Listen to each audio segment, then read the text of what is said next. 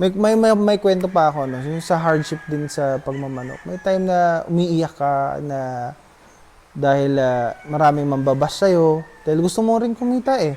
Na, oh, sino ba yan? Na, bakit ganyan ang presyo niyan? Ganito. Minsan, mapapaiyak ka dahil ako soft-hearted ako eh. Hindi ako dahil dinaramdam ko rin yun minsan na ganito lang ba yung kalidad ng manok ko. So, may mapapaiyak ka dahil, pero at the end of the day, lalakasan mo na yung loob mo. Kailangan bumangon tayo, may mga anak tayong pinag-aaral, may pamilya tayong binubuhay. So, kailangan bumangon, mas maging matatag ka. Gampanan mo lang, diretso lang. Wag kang, ang tingin, diretso lang. Wag kang titingin sa kaliwa at kanan mo. Wag kang makikinig sa kaliwa at kanan mo. Diretso lang dun sa goal mo. Mararating at mararating mo rin yung gusto mong puntahan. Wag kang kung anong sinasabi ng iba. Laging mo yung feeling mo, yung sarili mo. Kasi yung sarili mo rin ang gagawa lahat yan. Salamat bro. Bago ko makalimutan to. Ilan ba yung production ng BTX ngayon? Lahat. Ang production ng BTX ngayon, lalaki, mga 2.5. 2.5, di pa kasama babae, no? Wala pa. So, madami-dami din talaga ang Next year breeding season, mga 6,000 ang Kasi kung galing tayo sa range, kukulangin na yung 10 kilos sa isang pakain lang umaga. Oo, isang batch lang 'yun. Oo, isang batch lang yun. Oo, bale 2 sako sila sa maghapon sa isang batch.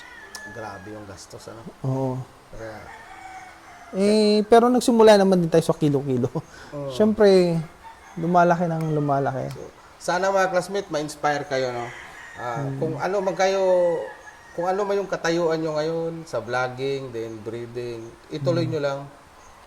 Wag kayo mahiya, wag kayo magpadala doon sa mga basher. Kasi kung titingnan nyo naman yung basher, pag i-click nyo yan at tingnan nyo yung profile nyo, mas angat pa kayo eh. Kasi nagsusumikap kayo. So, shout out sa mga lahat ng vlogger dyan na nagmamano kasi backyard o maliit lang yung, konti lang yung alaga. Ituloy nyo lang yan kasi balang araw, pag natapat kayo doon sa ruleta ng swerte, Yun, ang totoo. makakapagpalaki din kayo. Pag may nagsabi na hindi mo yan kaya, di ganito, huwag kang makikinig dyan. Diretso ka lang. Yun lang ang gagawin mo. Bro, maraming salamat at congratulations sa bago mong farm. Yan, maraming salamat din bro at pinasyalan nyo kami dito. Nakapunta kayo sa blessing ng bagong farm. Yan. Basta bro, good luck kasi ang plano mo is 8,000. Hindi, 6,000 muna. 6,000 muna Next year. pala. Next year muna. 6,000. Pero yung goal mo is 8,000. Pero di ko lang alam kung next year o next year parang Mga 8,000 stag siguro. okay ka na doon. Kung kaya pa natin siguro. Kasi marami talagang buyer. Hindi ko lang alos pag na-hardening pa lang, minsan meron nang magsasabi, boss mo, pwede na ba mamili?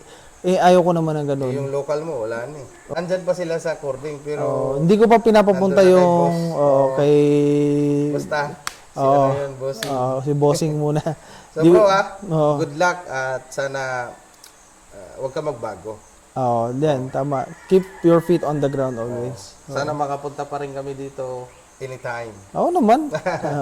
Then ako, baka may mga vlogger na kung open sa inyo yung Yeah, pag gusto lang, open naman ang farm, mag-schedule lang kayo kung gusto niyo farm visit. mag-farm visit, yung mga vlogging, pwede naman Kasi dito. pinupush ko rin yung mga vlogger.